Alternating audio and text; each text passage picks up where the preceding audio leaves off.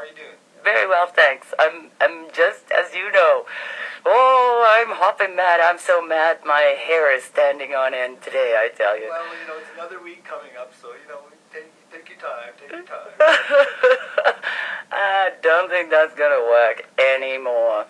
But you're right. We need to take a little time. Thank you. Sorry, I had the wrong mic on for you, Sootaanaah. Okay. Now we'll hear how you. you doing? Today we have a lot of really important stuff to talk about on Moccasin Telegraph. And I better just remember to tell you that you can phone in. You can make your comments. You can talk over the air. You can, whatever you fancy. 780-492-2577. Extension 1 puts you in touch with Sootaanaah and I here in the on-air booth. Or on the web, cgsr.com. Exactly. And,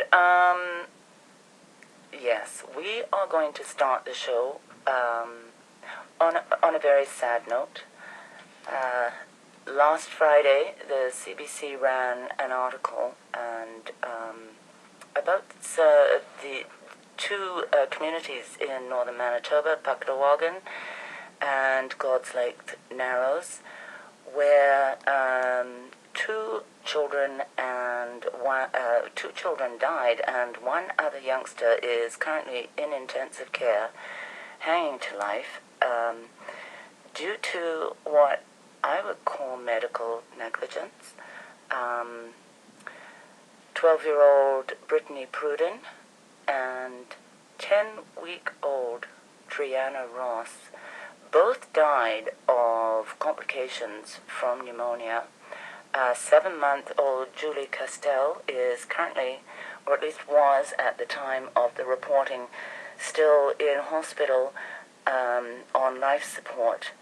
And so today we're going to start off, Sootaanaah is going to say a little prayer for these youngsters to help them on their continuing journey.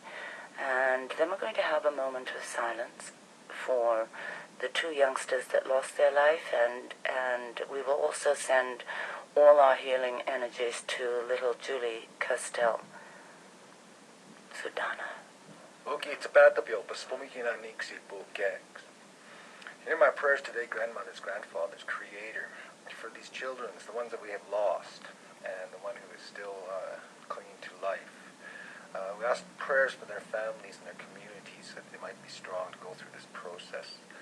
And we ask the Creator to help us find bigger and better solutions for all the peoples across the earth. But, we have our own situation here that's been going on for a long time, Creator. So we're asking for good prayers today for these people, and that we have a speedy recovery for this little girl and anybody else who might be affected the same way in their communities.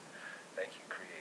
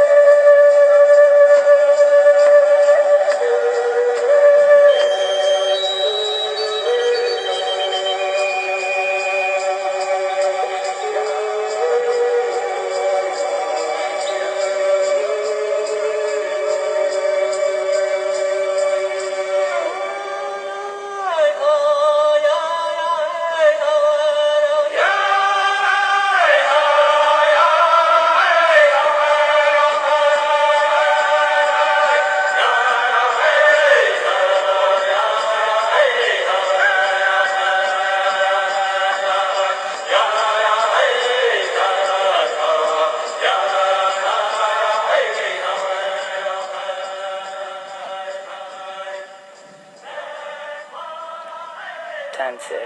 We are back.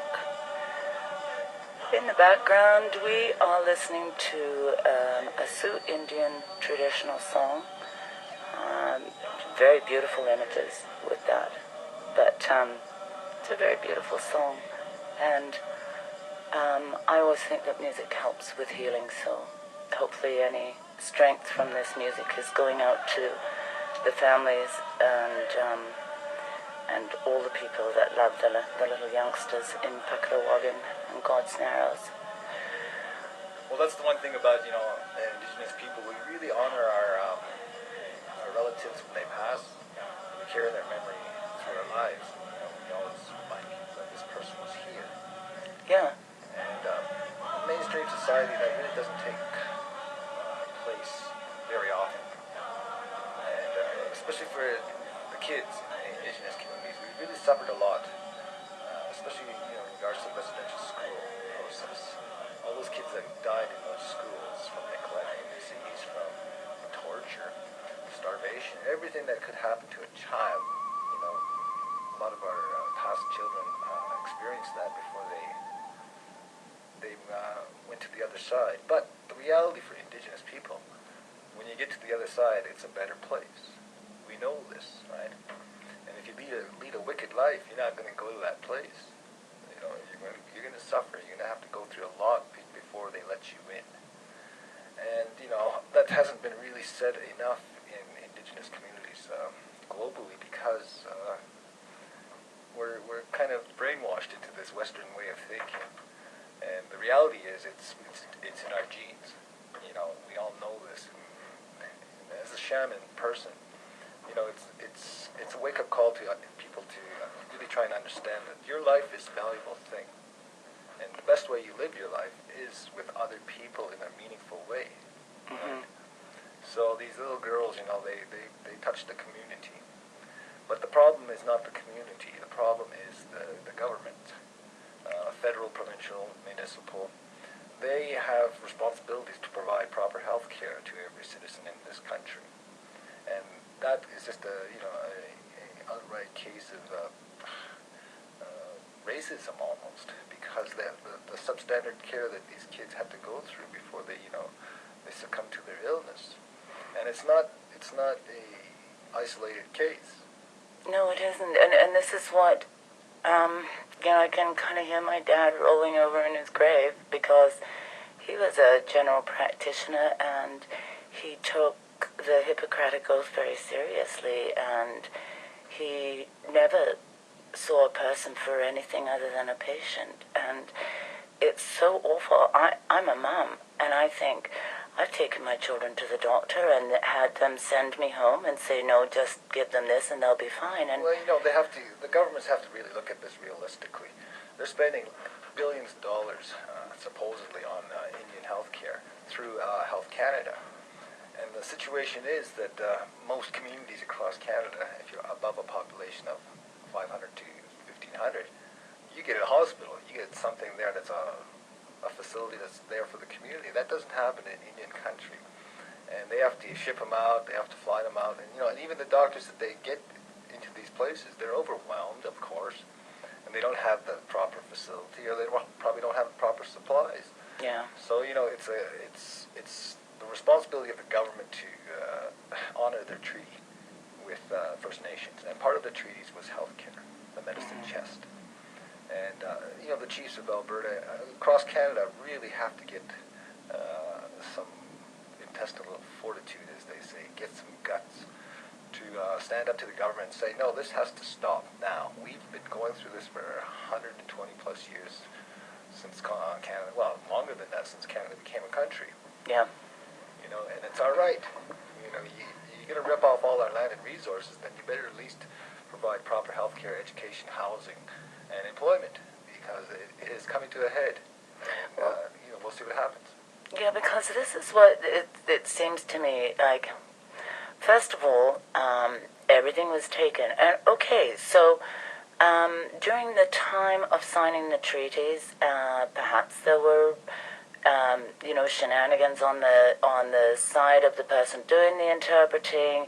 Perhaps the intention behind treaties, I believe, was never fully understood. I think it wasn't presented to the chiefs of yore that you are going to give this to us. I believe they signed it under the understanding that we were, and then they were all parceled up and put on tiny little pockets, but not just that, like prevented, then through the residential school, prevented from practicing your spirituality, your language, your culture, and then on top of that, the rest of the country is kept in ignorance about exactly what the plight of Aboriginal peoples is.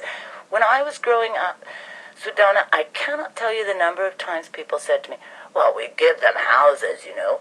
And I never had an answer to come back to that because I didn't know if we gave houses. But in actuality, we don't give anything but slavery.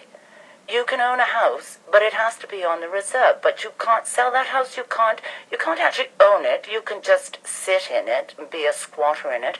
You can't make any money. You can't start a business. You leave, until recently you left the reserve, you lost all your rights. Yeah. I mean, give me a break. It's the Canadian version of a concentration camp. It is.